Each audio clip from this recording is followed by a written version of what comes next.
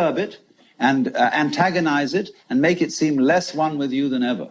The way to become one with the universe is to trust it as another, as you would another, and say, let's see what you're going to do. But in doing that, you see, in saying that to everything else that you have been taught to think is not you, you are also saying it to yourself. Because finally, you do not know where your decisions come from. They pop up like hiccups. People have a great deal of anxiety about making decisions.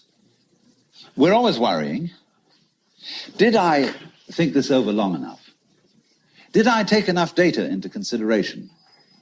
And if you think it through, you find you never could take enough data into consideration. The